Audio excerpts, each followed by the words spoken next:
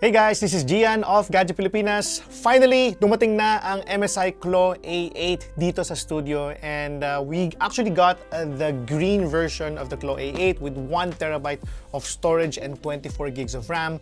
This is powered with the AMD Ryzen Z2 Extreme. So what are we waiting for? Yan, box na natin.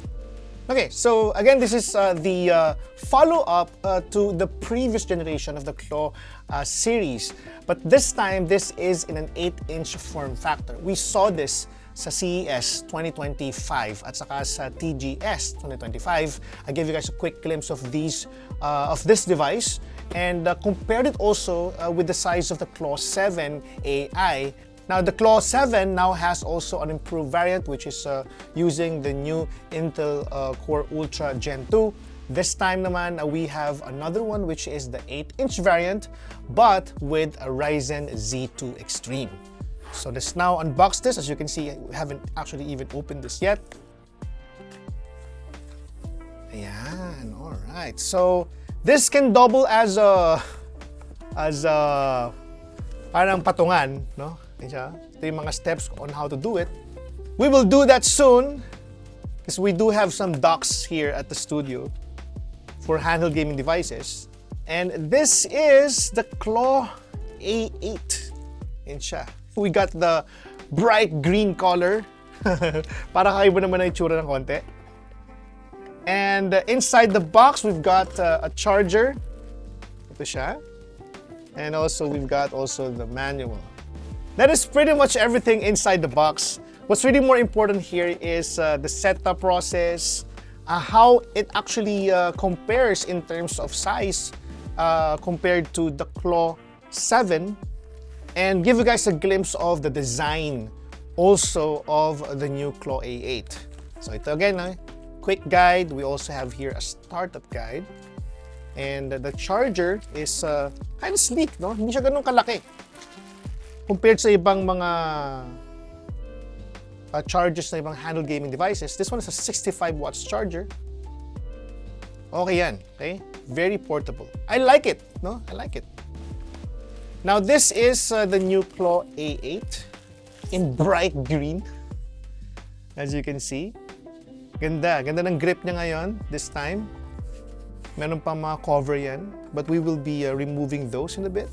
Okay, we've got here the joysticks, face buttons, no? Up, down, left, right. We do have here 4 buttons, similar to the Claw 7. These buttons can be remapped via the MSI Center M. And also here sa taas, we have 2 USB ports, which is really good. Ibig sabihin, you can charge and the other one can be used for peripherals, or if you do have some USB hubs. You have also here a sleep and wake or on-off button, which I believe can double as a fingerprint sensor. Meron ka dito na micro USB card slot. And we also have here a 3.5mm jack and yung volume up and volume down. We've got the vents here and screws. So if you wish to upgrade perhaps the SSD, while this already has a 1TB of storage, I'm kind of thinking of upgrading this to maybe 2TB. No? In this economy, I think kung may chance na kumuha ka ng naka-sale na SSD, this is the best time to do so. Kasi by next year, baka tumaas palalo yan. We have here other extra macro buttons here. There. Let's remove this. Alright. Cool. Nice one logo of the MSI logo there. Right. Ganda ng grip niya. Little plasticky build, but again, we're kind of particular with the weight distribution also of the MSI Claw A8, which is okay. Not much grip here on the right and left, but at least this is a huge departure from the grip of the original. This is a smaller version. This is the Claw 7. And as you can see in terms of size of the display, ang laki agad ng difference ng display na size yan. Kita nyo agad.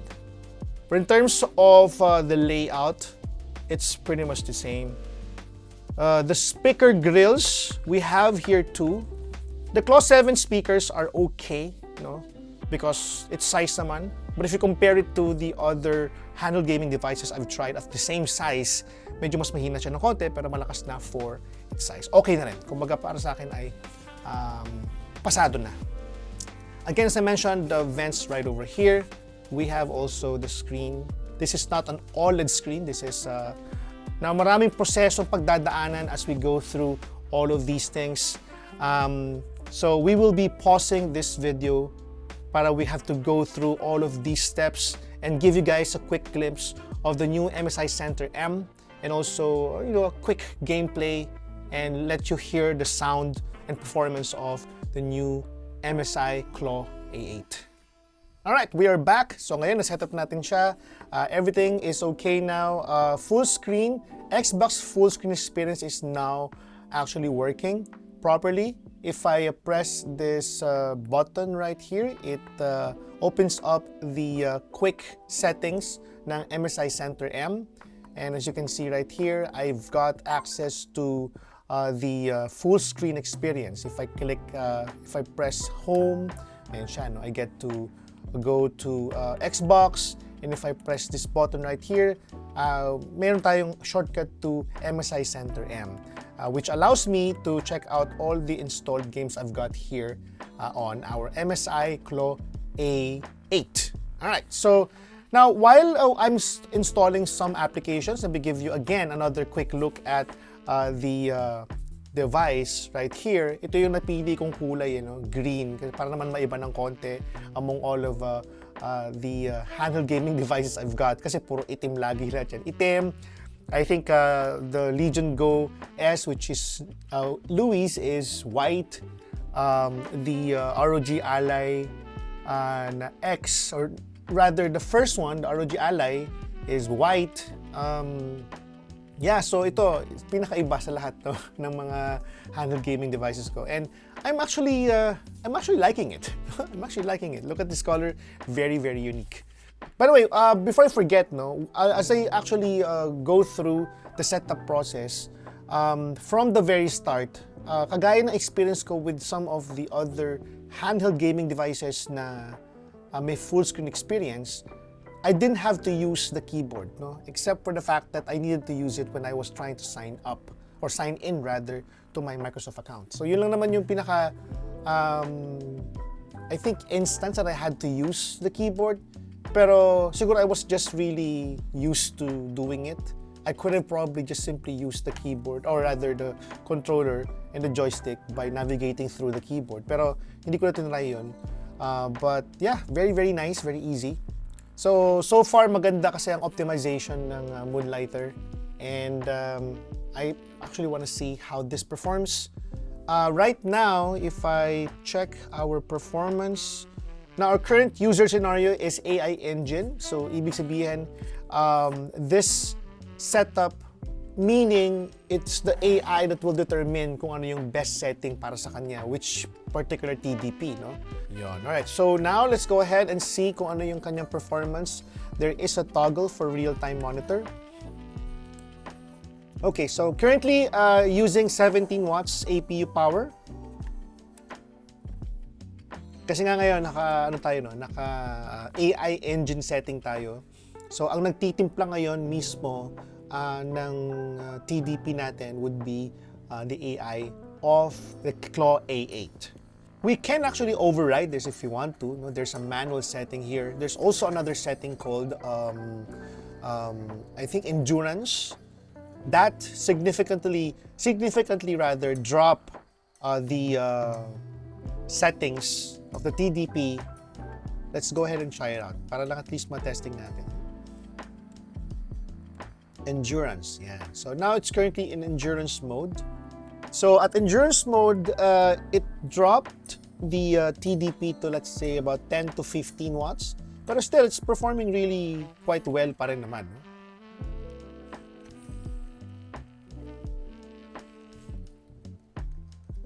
So kung gusto nyo makatipid ng baterya ninyo, this is probably the best setting that you may want to try out.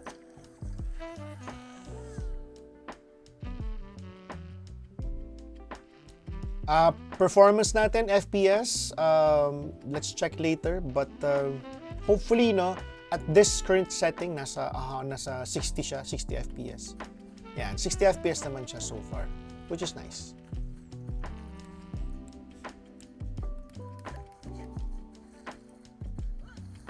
So, it is trying its best to maintain the APU power settings to 15 watts.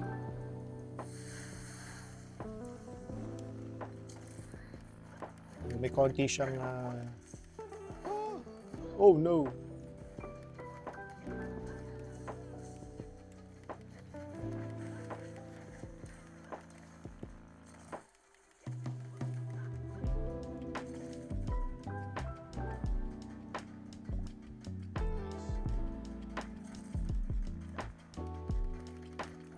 Ay.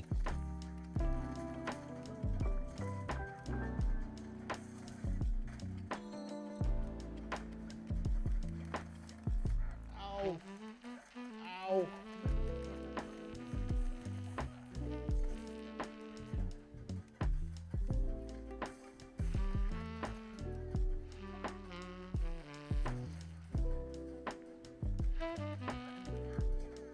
Not bad. All right. We're good.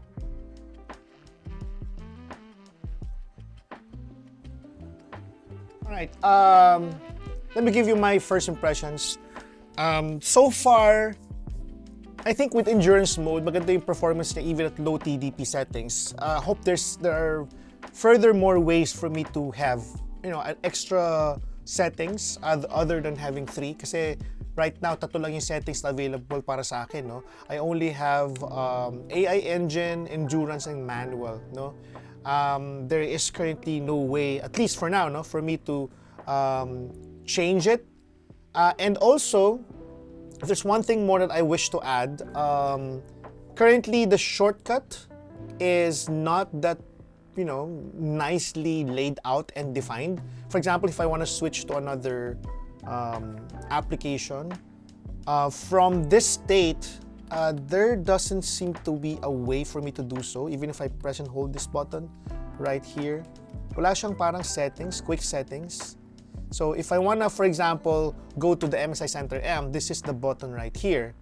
And if I want to, let's say, hit the quick settings, which is the full screen experience, it's right over here. Pero if I want to actually jump to the game I'm currently playing, for example, nandito ako ngayon sa MSI Center M, I have to go here and click this button at dapat dalhin niya ako dun sa game. It did not, no?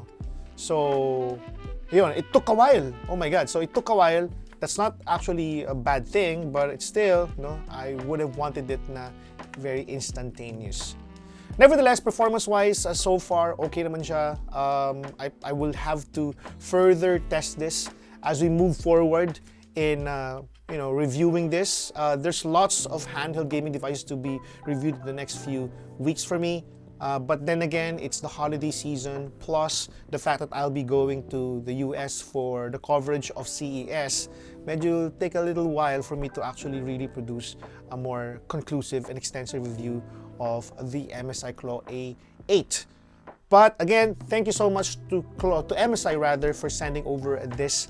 It's been a while na talagang hinantay natin ito. Medyo matagal tayo naghintay nito. And finally, dumating na. And again, thank you so much, MSI, for sending this over. And also to all of you who are currently watching this video, maraming salamat sa panonood, and I'll catch you in the next one.